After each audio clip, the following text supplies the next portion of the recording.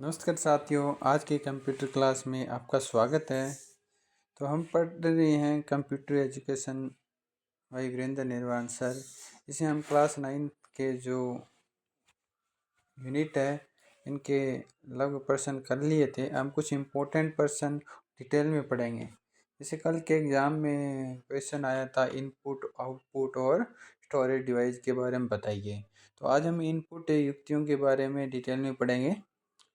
तो आज हम क्योंकि बेसिकली कंप्यूटर के 3 भाग होते हैं, इनपुट और प्रोसेसिंग यूनिट जिससे स्टोरेज डिवाइस जुड़ी रहती है, और आउटपुट। तो पहला इसका भाग है इनपुट डिवाइस। इसमें जो इम्पोर्टेंट इनपुट डिवाइस है उसके बारे में पढ़ेंगे। तो हम जानते हैं इनपुट युक्तियों को की सहायता से हमें यूजर क्या कर सकता है, कंप्यूटर में आंकड़े, सूचनाएं आदि निर्देश डाले जाते हैं। यूजर के द्वारा जो भी इंफॉर्मेशन होती है, इंस्ट्रक्शन होता है, आंकड़े और सूचनाएं इनपुट डिवाइस के द्वारा कंप्यूटर में डाले जाते हैं। ये युक्तियां मानवीय भाषा में दिए गए डेटा निर्देशों को कंप्यूटर को समझने में योग्य संकेतों में परिवर्तित करती है। यानी जो कंप्यूटर हमारी मानवीय भाषा नहीं पढ़ सकती है, तो इसके क्या करते हैं, हम इनपुट डिवाइस की सहायता से कंप्यूटर को पढ़ने योग्य बनाती है। तो ये अक्षर, संख्याएं, अन्य चिन्ह को कंप्यूटर की भाषा में यानी बाइनरी भाषा बोलते हैं, जिसको 0 और 1 बिट में अनुवाद करती है ताकि कंप्यूटर उन्हें समझ सके। इसके बाद डेटा प्रोसेसिंग संभव हो पाती है। यानी प्रोसेसिंग यूनिट तक पहुंचने के लिए हमें इनपुट डिवाइस का ज़रूरी होती है, क्योंकि मानवीय भाषा डायरेक्ट कंप्यूटर नहीं समझ पाता। तो इस भाषा को बाइनरी भाषा में चेंज करने के लिए इनपुट युक्तियाँ होती हैं ताकि उसकी प्रोसेसिंग संभव हो सके। इस प्रकार इनपुट युक्तियाँ मुख्य 2 उद्देश्यों के लिए कार्य करती हैं। यानी जो इम्पोर्टेंट जो उद्देश्य है उसका इनपुट डिवाइस का वो है आंकड़े और निर्देशों को कंप्यूटर तक ले जाना, और आंकड़े निर्देशों को मशीनी भाषा में परिवर्तित करना, यानी मशीन को समझने वाली भाषा में परिवर्तित करना और कंप्यूटर तक जानकारी ले जाना। तो इनपुट युक्तियाँ उतनी ही पुरानी है जितना कि कंप्यूटर, किंतु समय के साथ साथ इसमें खूब परिवर्तन हुआ है। जैसे समय परिवर्तन होता गया है तो इनपुट युक्तियों में परिवर्तन होता गया है। तो ये आज की जो इनपुट युक्तियाँ वो है keyboard, mouse, scanner, joystick, light pen, optical mark reader जिसे OMR बोलते हैं, इसके अलावा ऑप्टिकल करेक्टर रीडर जिसे OCR बोलते हैं। अनेक इनपुट युक्तियां आज के दिन में प्रचलन में है। तो इनके प्रमुख इनपुट युक्तियों के बारे में हम बात करेंगे। आज का हमारा इम्पोर्टेंट इनपुट युक्ति है वो कीबोर्ड, सबसे ज़्यादा यूज की जाती है, क्योंकि सर्वाधिक प्रयुक्त होने वाला एक महत्वपूर्ण इनपुट उपकरण है। यह एक तरह से ये टाइपराइटर का ही एक संशोधित रूप है। इसमें कुंजियों की संख्या टाइपराइटर से अधिक होती है। यानी कुंजियां मतलब की। सामान्यतः इसमें इसकी संख्या क्या होती है, जो कुंजियों की संख्या होती है वो 101 से लेके 108 तक होती है।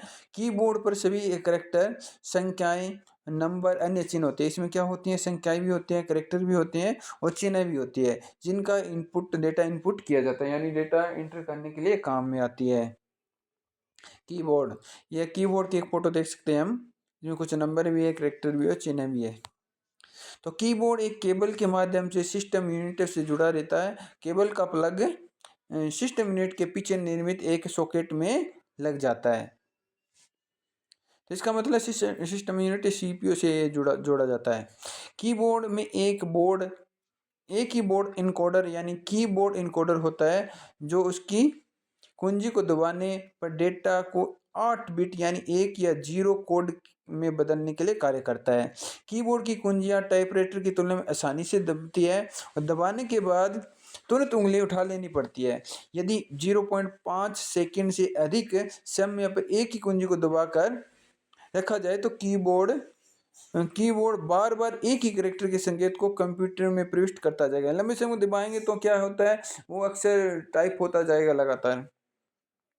इससे क्या होता है, स्क्रीन पर वही कैरेक्टर अनेक बार प्रदर्शित हो जाएगा। इस क्रिया को टाइपमेटिक कहते हैं। यानी जो बार बार जब एक कुछ टाइम तक दबाएंगे तो वो अक्सर बार बार प्रदर्शित हो जाएगा, टाइपमेटिक कहते हैं। इस क्रिया पर दर 10 बार प्रति सेकंड होती है। तो टाइपमेटिक की तरफ पूछ लें तो क्रिया की दर 10 बार प्रति सेकंड होती है। तो कीबोर्ड की विभिन्न कुंजियों को हम पढ़ेंगे, उनका वर्गीकरण किया गया है।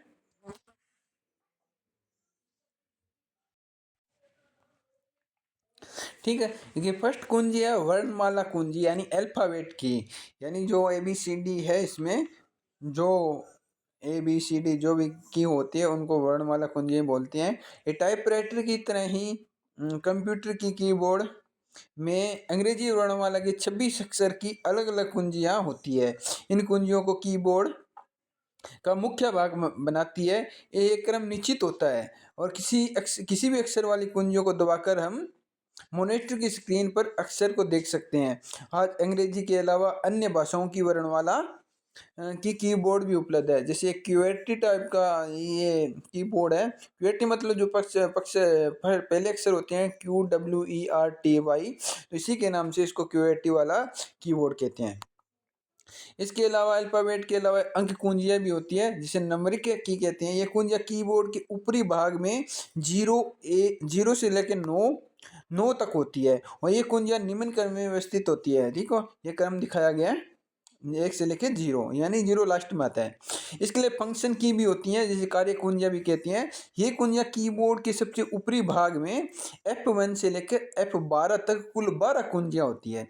ये कुंजियां विशेष कार्यों यानी फंक्शनों के लिए काम में आती है, इसलिए फंक्शन की कहलाती है। जैसे कमांडो का आवंटन, असाइनमेंट, सॉफ्टवेयर प्रोग्राम में स्क्रीन पर मेन्यू दर्शाना आदि ये सभी कार्य करते हैं। तो भिन्न भिन्न सॉफ्टवेयर के फंक्शन कार्य भिन्न भिन्न होते हैं। ठीक है, तो ये आपको दिखाया गया F1 से लेके F12 तक। इसके अलावा एरो डायरेक्शन की होती है, जिसे एरो की या कर्सर कंट्रोल की भी कहते हैं, यानी दिशा कुंजियां। ये कीबोर्ड के नीचे नीचे के दाएं भाग में होती है। इन पर तीर के निशान बने होते हैं और कर्सर को ऊपर नीचे बाएं दाएं ले जाने के लिए इन कुंजियों का उपयोग किया जाता है। कर्सर एक विशेष अक्षर अथवा एक विशेष चिन्ह होता है जो स्क्रीन पर उपयोगकर्ताओं की स्थिति को बताता है, यानी कर्सर को एक तीर या एक स्थिति बताने के लिए यूज किया जाता है। इससे उपयोगकर्ता को ज्ञात होता है कि वो टाइप कर रहा है तो स्क्रीन पर कहाँ लिखा जाएगा। ठीक है, तो हमारी जो स्क्रीन पर हमारी स्थिति बताने के लिए हमें कहाँ पे जाना है, कर्सर की सहायता से जा सकते हैं। तो विशेष अक्षर कुंजियां होती हैं। ठीक है, कुछ विशेष अक्षर कुंजियां भी होती हैं। ये कुंजियां विशेष अक्षर या चिन्हों के लिखने के काम आती हैं। जैसे इस प्रकार के चिन्ह है, डॉलर का, परसेंटेज का, स्टार, प्लस माइनस, अनेक प्रकार के चिन्ह हैं जो इन कीबोर्ड पर भी हम देख सकते हैं। इसके अलावा विशेष कुंजियां होती है। ठीक है, तो ये स्पेशल की कहलाती है। कीबोर्ड की कुछ विशेष कुंजियां भी होती हैं और जो इनका कार्य है वो नाम निम्नानुसार है। इसमें एक है एंटर की और रिटर्न की। ठीक है, ये कीबोर्ड की सर्वाधिक प्रयुक्त होने वाली कुंजी है, क्योंकि जो भी काम कंप्लीट करना है एंटर के द्वारा ही होता है। कोई शब्द, वाक्यांश या वाक्य निर्देश लिखने के पश्चात जब कुंजी को दबाया जाता है तो कंप्यूटर की मेमोरी में चला जाता है, यानी मेमोरी में एंटर करने के लिए इसको एंटर या रिटर्न की कहते हैं। एंड की ये कर्सर स्क्रीन के अंत में ले जाती है। जब इसको दबाते हैं तो ये कर्सर को स्क्रीन के अंत में ले जाती है। यह एंड और होम की दिखा रहा है। ठीक है, होम की, इसका उपयोग कर्सर को स्क्रीन पर बनाए गए किसी डॉक्यूमेंट को प्रारंभ में ले जाने के लिए होता है। जैसे एंड का यूज है लास्ट में ले जाने के लिए और इस होम की का मतलब उसको शुरू में ले जाने के लिए। होम और एंड दोनों की यहाँ पे शो की है। इसके अलावा बैक स्पेस की होती है। इस कुंजी का उपयोग कर्सर की बाईं ओर का अक्षर मिटाने के लिए किया जाता है। जब पूछ लेना बैक स्पेस की का यूज क्या होता है, उस कुंजी का उपयोग कर्सर के बाईं ओर के अक्षर मिटाने के लिए किया जाता है। ठीक, इस एरो को, इस तरह का जो एरो है वो बैक स्पेस की होता है। एक स्पेस वार की होती है। ये कीबोर्ड की सबसे लंबी कुंजी होती है और इसका उपयोग दो अक्षरों, अंकों और चिन्हों के मध्य स्पेस छोड़ने के लिए यानी जगह छोड़ने के लिए काम होता है। पूछ ले सबसे बड़ी लंबी की है और अक्षरों के बीच में स्पेस डालने के लिए कौन सी की यूज की जाती है। स्पेस बार के नाम से शो की गई है। इसके अलावा डिलीट की होती है, ये कुंजी कुंजी के कर्सर के दाईं ओर वाले अक्षर को हटाने के लिए किया जाता है। इनको ध्यान से रखना है क्योंकि ये कंपटीशन एग्जाम में इनमें पर्सन इंपॉर्टेंट आता है, क्योंकि आजकल डायरेक्ट इनपुट डिवाइस से क्वेश्चन नहीं आता है। उसके जो इनपुट डिवाइस जो के अंदर में जो महत्वपूर्ण उनके फंक्शन होते हैं, उनकी कुंजियाँ होती है, उनसे भी क्वेश्चन आने लग गए हैं, क्योंकि कंपटीशन बढ़ रहा है और उसका डिटेल नॉलेज भी हमें पढ़ना जरूरी है। तो डिलीट की कुंजी क्या होती है, ये कुंजी कर्सर के दाईं ओर वाले अक्षर को हटाने के लिए यूज किया जाता है। और जैसे हमने पढ़ा था बैक स्पेस की, इस कुंजी का उपयोग कर्सर के बाईं ओर वाला अक्षर मिटाया जाता है। कर्सर के बाईं ओर और कर्सर के दाईं ओर डिलीट की कुंजी आता है, ठीक है।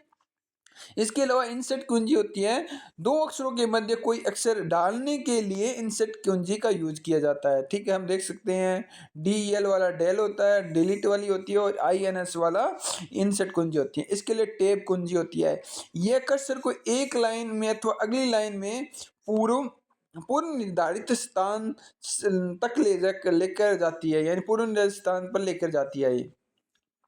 ये कोई बॉक्स बनी है बहुत सारे, तो जब आप टेप दाबती हैं तो वो कंटिन्यू आगे वाले टेप में जाती जाएगी। तो ये टेप वाली कुंजी देख लो, स्पेक स्पेक कुंजी यानी ESC के नाम से कुंजी होती है। ये कीबोर्ड के बाईं और ऊपरी कोने में होती है। इसका उपयोग किसी आदेश को या इंटर को मदद करने अथवा पूर्ववत कमांड या एंट्री पर ले जाने के लिए किया जाता है। यानी कोई पेज में हम काम कर रहे हैं तो वापिस उसी पेज पे आने के लिए ESC कुंजी दबाने पर हम आ जाते हैं। जैसे कोई विंडो पर काम कर रहे हैं, ब्राउजर वगैरह खोल रखा है, तो हम मिनिमाइज मैक्सिमाइज नहीं कर पा रहे हैं, तो इस कुंजी को दबाने पर हम पूरी स्थिति में आ जाते हैं। पॉज कुंजी, ये कंप्यूटर में चल रही किसी प्रक्रिया को अस्थायी रूप से रोकने के लिए कार्य करती है, ठीक है। तो ये सभी कुंजियों के साइन ऊपर लिखे हुए हैं। कैप्स लॉक कुंजी, तो इसके बारे में नॉलेज होनी चाहिए। इस कुंजी को दबाने पर सभी अक्षर क्या हो जाते हैं, कैपिटल में टाइप हो जाते हैं। जैसे छोटे स्मॉल साइज के जो अक्षर होते हैं बड़े साइज में हो जाते हैं, यानी फुल, जैसे कैपिटल और स्मॉल लेटर होते हैं। जैसे फुल ABCD होती है, उसको स्मॉल लेटर में जब लिखते हैं तो स्मॉल लेटर होते हैं। तो ये कैप्स लॉक में क्या होते हैं, कैपिटल में टाइप होते हैं। सामान्यतः अक्षर टाइप करने के लिए एक बार पुनः दबाना होता है और कुंजी सक्रिय हो जाती है। तो कीबोर्ड के ऊपरी दाईं और कैप्स लॉक इंडिकेटर ऑन हो जाता है। इसको दबाते हैं तो इंडिकेटर दाईं बाईं कहाँ होता है, ये बोर्ड के दाईं और कैप्स लॉक इंडिकेटर ऑन हो जाता है इसको दबाने पर, ठीक है। कैप्स लॉक हो गया है। इसके अलावा शिफ्ट की, कीबोर्ड की अधिकांश कुंजियों पर सबसे ऊपर या नीचे दोनों की तरफ अक्षर अंक और चिन्ह मुद्रित होती है। सामान्य रूप से किसी बटन को दबाने से नीचे वाला अक्षर ही टाइप होता है। ऊपर वाले अक्षर को टाइप करने के लिए इस कुंजी को शिफ्ट की सहायता से, यानी कोई दूसरा दो तरह के अक्षर और अंक होते हैं कि एक कीबोर्ड पे एक कुंजी पर, तो दूसरा दो जो इसके नीचे वाला अक्षर दबाने के लिए इसके शिफ्ट के साथ दबाया जाता है।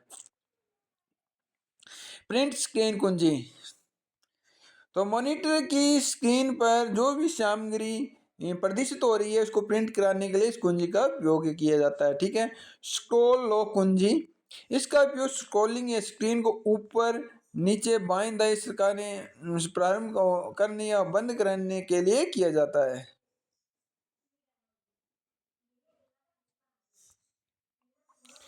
पेज अप और पेज डाउन कुंजियां, तो जिस पेज पर कार्य किया जा रहा है वह पहले पेज पर ले जाने के लिए या पेज अप की या अगले पेज पे जाने के लिए पेज डाउन की का उपयोग किया जा रहा है। यानी इसमें पेज ज़्यादा हो तो क्या करते हैं, पेज अप के लिए तो हम क्या करेंगे, पहले पेज पर, और पेज डाउन के लिए निचले वाले पेज पर जाने के लिए।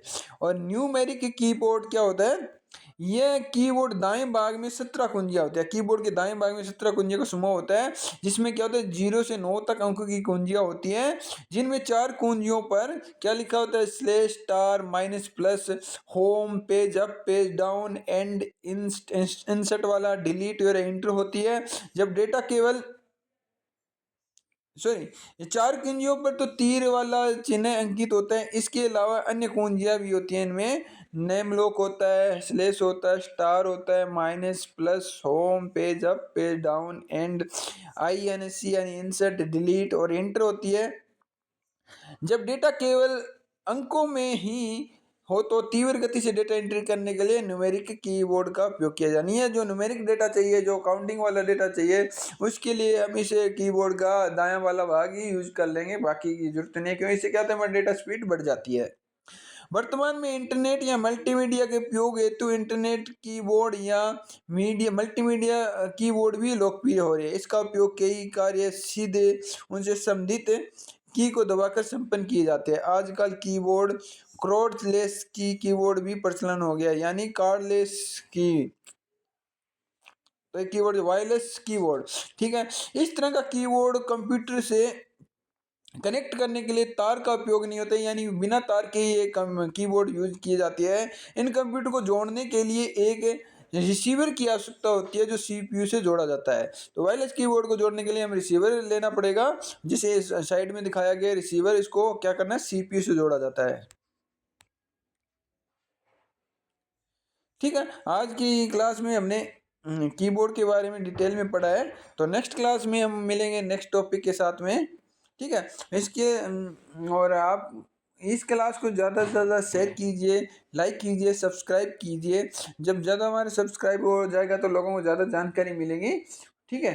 तो हमारा भी कॉन्फिडेंस बढ़ेगा, जिससे क्लास हमारी आगे बढ़ती रहेगी, ज़्यादा लोग जुड़ेंगे तो लाइक कीजिए, सब्सक्राइब कीजिए और ज़्यादा से ज़्यादा शेयर कीजिए। आपका दिन शुभ हो। धन्यवाद।